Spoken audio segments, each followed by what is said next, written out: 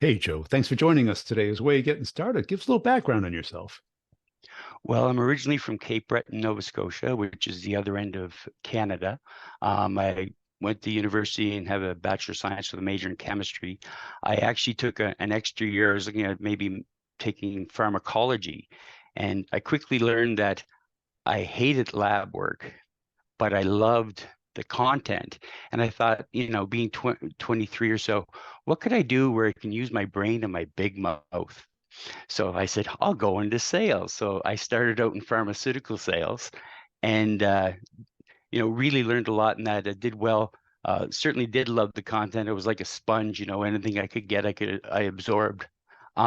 Eventually I got in a position where the company was acquired, and I moved on and actually moved to Alberta. And once I got to Alberta, I started out in the filtration business, then moved into industrial services, some environmental stuff. Most recently, I was working in chemical distribution, but it's all been in sales, and primarily for the last 20 years or so, it's been in industrial sales. Yeah. And what do you like about it? W- Well, having a chemistry degree, it's like a big lab. If you're at a gas plant or an energy, a power plant or even a pulp mill, it's like a big lab. And so I like how things work in that. Not that I'm a technical oriented person per se, but I certainly like how it all works together. But on the sales side of things, I like where I can bring value to people. I think I learned that from my parents. My parents were servants in our community, and I'm actually one of five boys. And so they demonstrated how to get out there, how to get in the public and help your fellow man. And I have that servant attitude in terms of my job. And getting a chemistry degree, clearly you're academically very smart. It's a tough major. It is. I actually wanted to be a marine biologist, but I realized biology required so much study and memorizing and that, and where understanding things was, it was where chemistry kind of fit into me. But yeah, certainly I'm quick at picking up technical aspects of things and that, but I'm more a social person. I love people, and I think that's where I can bring a lot to the sales role. And have you found many corollaries between chemistry and sales at all? The way things fit together, even in a lab, this part and this part creates this part. Yeah. And, in sales, you start out with something, you want to add to it, and in the end, it becomes something different. But certainly, I'm very process focused in my sales job because it's going through the steps. Like I work for one big company, and they're very revenue driven. Got to feed the beast. Outcome. Yeah. Exactly. And I would say, okay, I understand you want revenue, but how am I going to get the revenue? And so that's where I have to go back to the start and say, okay, first I have to find someone that wants what we have, whether it's a service or a product. You have to start there and then get out in front of them and find out what their needs are, find out what's not working for them that they're currently using, or even if it is working, maybe there's a way to improve upon it. That's it. And a lot of people just want the outcome and forget the process. Exactly. And it's like I equate to golf a lot with people. I say, you want to put the ball in the hole. That's the goal. But, are you making a good rotation? And not that I'm a great golfer, but I understand that there's certain steps, and the pros don't focus on putting the ball in the hole. They focus on, making a good turn, making impact, being square in that. And it's all those steps that create the result. Like revenue doesn't come from itself. It's all Right. these steps. Have It's you the outcome. found out Sort of. customers, found out what they needed, found a way to solve that, and then they'll give you money. That's it. And I think a lot of people just think it's finding the right person, but it's like it's more than that. Well, it really is. it's doing some research. Like one of, you would kind of send me a question, what do I wish I'd learned earlier in my career? Well, I wish I'd known that while companies will teach you about their products and they'll teach you about where their products work, they don't teach you about the customers that are using those products. They don't teach you about the industries they're working in. So it involves a lot of self-study. And I've worked, like I said, primarily in the energy industry and the industrial industry, but all those companies have different processes and that no one really teaches you that. So it involves independent study. It's like they talk about with athletes, it's not during the season that you improve, it's during the off season. So for me, it would involve, sitting at my computer at night, reading about companies that are making a move, they're going to drill wells, what kind of services they're going to need, and understanding that. And no one ever, we've had a lot of people hired over the years that didn't understand what our customer's business was. They just understood we want to sell this service to them. Well, Right. why? Well, that's it. People have the retail mindset where people are pre-qualified, come into our store, and we help them pick which product they want. But Exactly. business to business is very different. We're going out into their little world and trying to show why they need this. Exactly. And most 9 times out of 10, they think they already have what they Of need. course. Yeah. You know, Now, they certainly don't want to talk to a salespeople. now I've always had this distinction between sales being part art, part science. And I always used cooking as a great analogy because cooking is chemistry. Yes. It's ingredients mixed, heated, and you get an outcome. I was just talking to a friend of mine yesterday about this coming up, and he said, well, you can use my idea about, really sales is kind of like the special, seasoning on top. All the other ingredients are there, but we bring the extra, we bring that taste to it, and that by fleshing it all out. But you have to put it all together in the right package. Yeah. And on the sales side, do you consider yourself more artist or scientist? More artist in the sense that, I'll tell you, one of the things I found during COVID when we were shut down for, a few months, sitting in this situation here, is my creativity was disappearing. Because when you're sitting at your desk at home and you got to call people and that you're doing activity, activity, activity, and that not any point was I looking up at the ceiling thinking about a situation that I'm trying to solve. But if I have to drive an hour to get to a customer, I've got that opportunity for creativity and thinking about, what I'm going to talk to them about, what their needs are, how I can get inside there and help them. And that creative aspect is really, something that I found was missing when I was shut down because of COVID. Because you have to think, you can have strategies, you can have, all the steps you need, you can have the features and benefits. But if you don't have the ability to think about how you can make that work for the customer, how that relates to the customer in a creative way, then you're for me, I'd be hooped. I bet your sales skills went down during COVID instead of up because you didn't Well, have that practice. one of the things I said, because it's funny, I'd been at the job I was at for 2 months when they sent us home. So I hadn't met all my customers then. And I said, it's too bad we can't meet because I'm much more charming in person. Because, all I had was over the phone. And really, when you're over the phone, you have price. Price is all you have over the phone.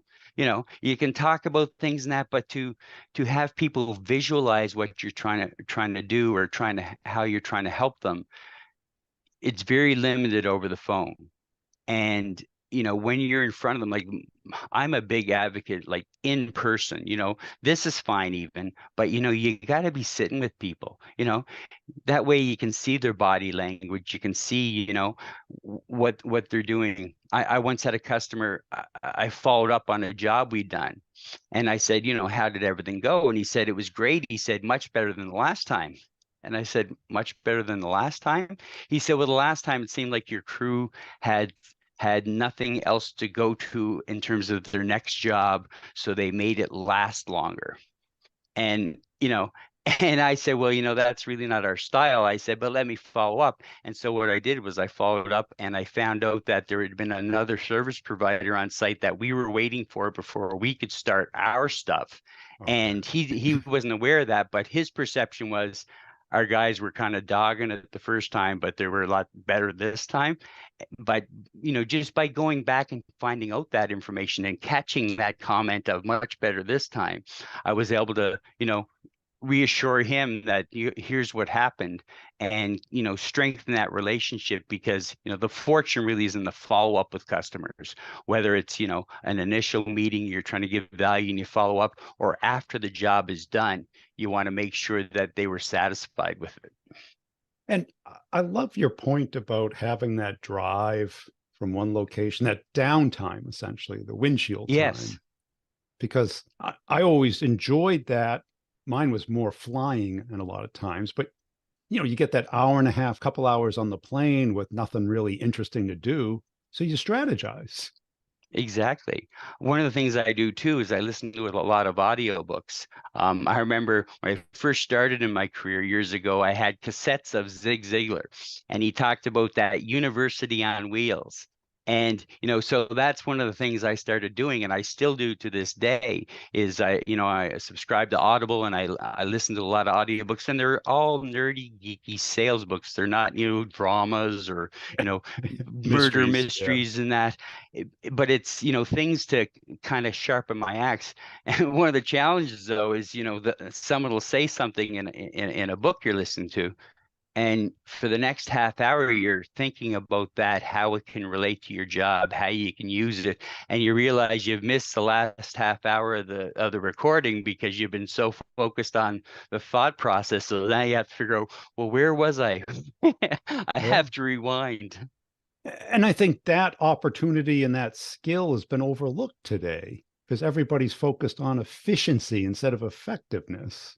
Absolutely. It doesn't get enough credence in terms of how important that is. We want to get things, get them in the hopper, find out their Revenue, needs, revenue. do a SWOT analysis and get them out the door and make sure, did they buy? You got to be closing all the time. You got to be, well, no, you have to go in and you have to show that you're giving value to the customer. You have to be someone that they want to sit with and talk with. And the first time you show up, they say, "Oh, great, a salesman." The second time you show up, they say, "Oh, it's that salesman from XYZ."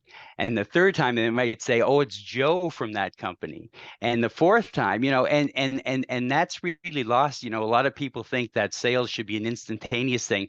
Working with service companies, they're very operationally focused. They get called, they go to a job, the job's done. And but in the sales process, it takes time. I've often found there's a stat sheet about sales that 48% of the salespeople only show up once, and 85% of customers don't buy till the fifth to the 12th call. Well, there's a gap in there. If you keep showing up and keep bringing value, you're going to find out. Now, when you talk to operations and you say it could take the salesman, 1 to 2 years to really get up to speed, what do you mean? And I say, look, it took you about 8 months before you finally believed in him. How long do you think? And you work with him, your colleagues. How Every long do you day. think it's going to take for a customer to believe in a salesman, to trust a salesman, to think that they're going to be able to provide what you need? It takes time. And, I think a lot of companies in this quick, instantaneous, world we live in forget that sales is a process, and the process includes regular touch points and getting to know customers and know what their needs are and showing that you can bring value. And a lot of times it's you bringing the value. A lot of Yes. companies seem to think, well, because it has this name on it, they're going to buy from us anyway. No, that's not what happens. It's because of the individuals that are out there in front of them. And do you have a particular way that you handle those 3 or 4 calls? bringing value. And the first time, obviously, I'm selling Joe. I'm going in there selling Joe, but I'm not in there, saying, how's the weather? Or, I might try and see some things, but I've usually done some research. I've found out some stuff about them beforehand. Might know maybe some common friends we have, within the industry. LinkedIn, I found, has been a great tool for leveraging someone else's credibility. And finding those touch points. But then as you go along, you find out as their needs, sometimes it's just bringing some information to them the second time. You said this and that, and here's what I was able to find out. And over time, as you keep, bringing value, you know, you start getting value back. A lot of times, I've had situations where, can you follow up with that customer on this point? And I said, yes, I will, but it's going to be not till next week because I have to go see them next week. And I'm supposed to be doing something for them to, give them some information. And I can't be asking them for information before I've done my part because it's a process. And, it's like sitting in front of a fireplace and saying, if you threw some heat, I'd put some wood on. It You doesn't know, work that way. it doesn't work that way. It's the law of nature is that you've got to put in the effort. It's like when you're trying to, I think Zig Ziglar said about priming the well. You got to put some water in first before you and pump it before you get any result out. But a lot of times we want the result before we put any effort in. Yeah. And is this something that you kind of knew from your chemistry background, that there's a process and because chemistry is taking different elements and putting them in together in a certain order and maybe adding heat or cold to them to change their state. Well, and that is part of it. Sometimes you need a catalyst too, something that that naturally is going to create that reaction between those different things. And for me, I actually listened to one of your videos last night about people being self-motivated. You've got to have fire in your belly. You've got to have this innate drive to move forward and to try and whether it's getting the sale or whether it's getting in front of the customer, you've got to have a drive. You can't, if you hire salespeople that have no ambition to get out there and get in front of people and make things happen, you're going to get what you get. Yeah. And what's your drive? Is it success? Is it competition? Is it It's competition. I mean, everyone always says, well, it's money. Well, of course it's money, but yeah. but it's about getting better all the time for me too. I have some, fellow sales friends that I talk to, and we always say, I could be so much better. We share, but yet people think, oh wow, you're amazing. Look what you do in that.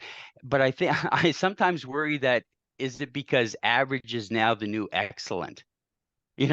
Because what used to be the standard even in terms of sales, where everyone was out there, they were self-motivated, they're in front of customers all the time, they wanted to get the sale, they wanted to not just meet their budget but crush their budget. They want to be the best, they want to beat their colleague too, and they want to beat the competition. you know I've tried to instill in my most recent job, but we need to be competing. I know we're competing with the competition, but we need to be competing with each other too, that we're all elevating. The old rising tide raises all ships, but it's such a, non-confrontational, almost benign, well, we don't want to do that because, if you know, we don't want other people feeling like they're failing. Well, it's not failing if you're learning in the process. You're never failing as long as you learn something. And maybe all you learned is that that guy's out there working harder than you are. I've found that the harder I work, the luckier I get too. Well, it's one of the key motives for people is mastery. And I've called it, mastering the game. It's not a destination, it's a process. And it becomes exciting because It does. in the book Outliers, Malcolm Gladwell talks about, the 10,000 hour rule, the Beatles, in Germany, and they got their 10,000 hours in. And I remember looking, when I read that book years ago, looking at my sales career and, kind of figuring, well, if I did this much, every day, so many hours in that, I'm actually right in that moment now where I've got my 10,000 hours in, but it's the mastery part and it's continuing to get better. And whether it's, listening to an audiobook or a podcast where someone says one thing, you could listen to the whole thing. And it's like, well, I don't really agree with that, but they say one thing that could make the difference in your next sale. But you always have to be improving and getting better. And like I mean, I'm no spring chicken anymore, but I still have fire in my belly. I'm actually just transitioning to a new job on Monday. I left the position was that I had an offer that I really couldn't refuse, and I am just fired up right now because I think it's an exciting opportunity in a company that's been, around for a while. They've done well, but maybe their drive has gone down a bit and they've been kind of resting on their laurels. They want to step up their game and they want to get to that next level. And I think we always have to be trying to do that because there's no maintaining. We don't want to No, no. maintain business because it's like in the oil patch, they say they drill a well and it starts out really well, but it starts going down, unless they drill another well.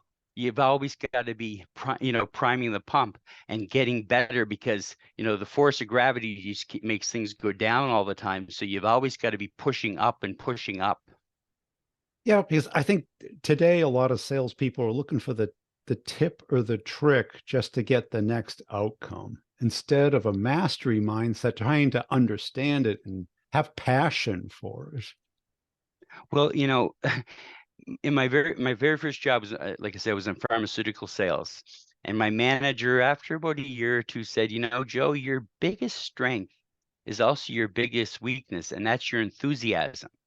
He said, because, being enthusiastic is really good in that, but sometimes it can be, a Too little much? bit too much. Like my wife often says, look, sometimes too much Joe is too much Joe. But the thing is, you have to realize your audience too. Like, I was dealing with, respirologists and internal medicine doctors that were very educated and, and they didn't want me sitting on their lap, that's for sure. But I was just so excited about what I had to share and bringing value to them. I thought I could help them, and that's been my kind of my goal throughout my career is helping people, helping customers. Zig Ziglar says, you'll get what you want in this world if you help enough people. Well, that's the first time I read that, I thought, oh my God, That's that's true. so simple, because no one else cares what you want anyway, They but they don't. care about what they want, you Yes. know.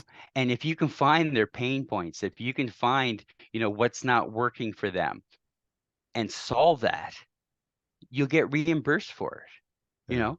Eventually you'll get reimbursed more than you ever expected, but it's because you've put the effort in on the front end. And what were some of the early lessons in sales that have really helped your career? You've got to be a self-starter. You've got to, you've got, like I said, taking the initiative to learn about the industry. Like I've actually, probably had five main jobs in my career, and at no point though did I go back to the same industry or the same, I'll never compete against myself. Like, I when I was in the industrial services business, I was, selling hydrovac services and vac truck services and chemical cleaning. Well, I would never go to a company that did that because I didn't want to sell against myself. Because how can you go in and say, I've got the best product, the best service, the best team, and then show up 2 weeks later, I'm with a much better company now. I just couldn't do that. But in all those times, it involved learning, it involves self-study, independent thinking, and studying. And I think a lot of people think it's, I need some home life balance. I really in the evenings I turn off my phone. I don't work on my laptop and that. Well, that's fine if you just want to be average, but if you want to be the best in the business, the best at what you do, then you've always got to be sharpening your axe, learning new things, finding out more information, having coffee with your friends that are in similar industries where you can leverage their knowledge, but also even their relationships. And that was one of the things that COVID also I found impacted, was my ability to network with people. Like I have, these friends that I've worked with, and I really respect their knowledge and their friendship in that. And COVID kind of shut all that down. You didn't go for lunch, you didn't go for coffee and that. And it made me appreciate though the value in that. But you've got to be curious too. You've got to be curious and wonder, how does that work, or why? And that actually was just brought to my attention as I transitioned to this new role.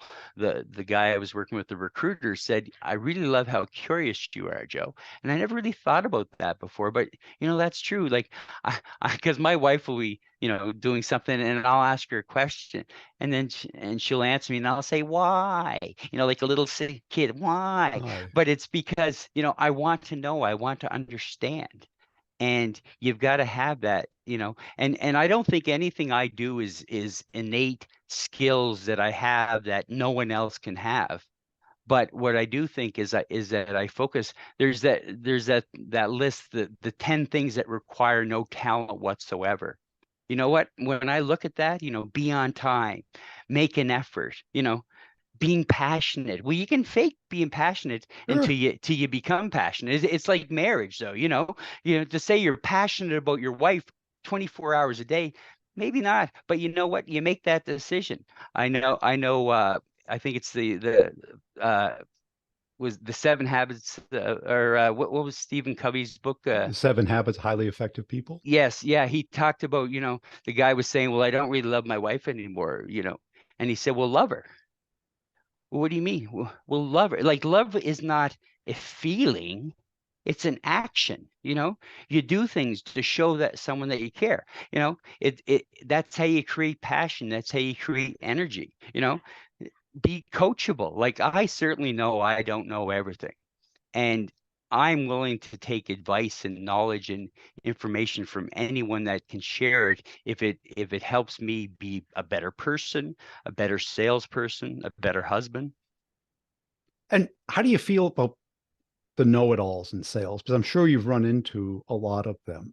I call it the B player trap. People who get a certain level of skill, they're comfortable, but they're like the oil well.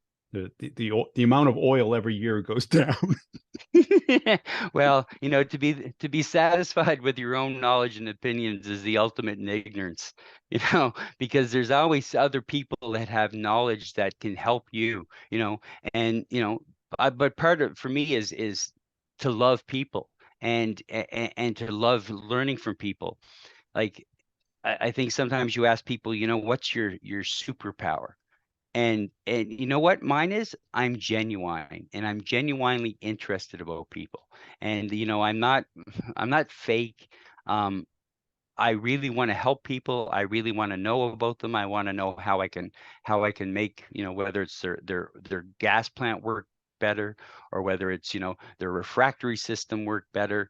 Um, I'm a servant, and I want to help people. And being genuine, I think, in sales is really important, because, like I said, the people that already know everything about everything and can't be taught anything, you know, like you said, they're not going to succeed, because their level of even credibility is going to continue to go down. And where does the curiosity come from? Was it something you always had as a child, or is I it think something you so. developed? You know, I've got my this is my Avengers cup my wife bought me because I'm a child. But Peter Parker was trying to figure out how to make spider web in the lab. And I wanted a chemistry set, and I always say that's probably how I ended up getting into chemistry eventually, is because I was curious about how it worked. I wanted to understand it. Being one of five boys, we were just a curious bunch that, we were out finding adventure all the time. There's only about 6.5 years between the five of us, so Wow. so you had to be curious, and you had to be interested in things, when you come from a group that big. Oh, great. Hey, Joe, I really appreciate your time today. Where can people go to connect and follow you? Well, probably the best way is on LinkedIn. So it'd be Joe Doyle, but it's N Joe Doyle. Would be the profile, but that would be the best way to do it.